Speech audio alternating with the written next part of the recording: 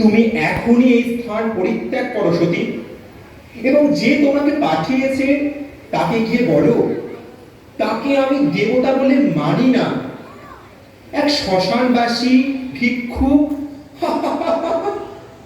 পিতা স্তব্ধ হন। একজন নারী হয়ে স্বামীর এহেন নিন্দা আমি সহ্য করতে পারছি না। তিনি দেবাদিদেব মহাদেব, তার ঘরণী আমি।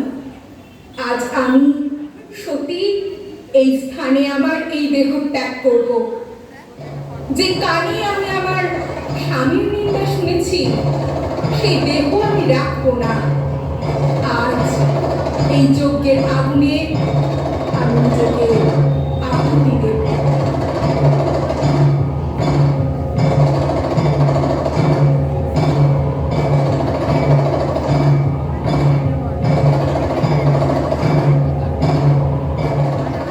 ধ্যান যোগে মহাদেব সমস্তটা দেখলেন এবং উন্মাদের ন্যায় ছুটে এলেন দক্ষের পুরীতে। অগ্নিতে অর্ধদগ্ধ লুণ্ঠিতা সতীকে দেখে রাগে দুঃখে শোকে ফেটে পড়লেন মহাদেব। সতীর দেহ স্কন্ধে নিয়ে ক্রোধে শুরু করলেন তাণ্ডব নৃত্য।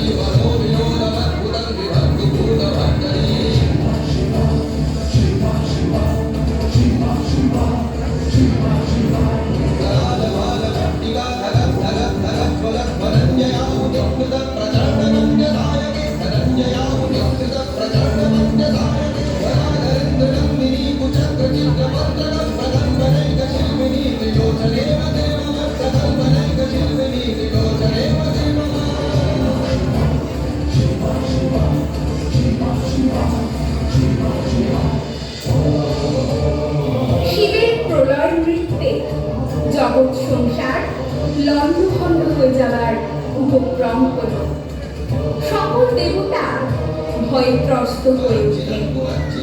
শিবকে শান্ত করতে জগৎ পালক শ্রী বিষ্ণু নিজের সুদর্শন চক্র দিয়ে সতীর দেহ টুকরো টুকরো করে কেটে দিলেন, যাতে ওর আবার জন্ম হয়।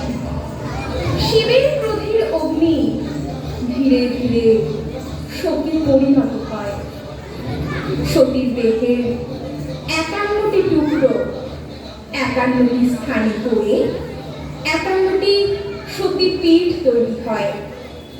এইভাবে নারী যুগে যুগে নিজের আত্মাহুতি দিয়ে এসেছে, সৎ অসতের দ্বন্দ্বে সত্যকে প্রতিষ্ঠা করেছে।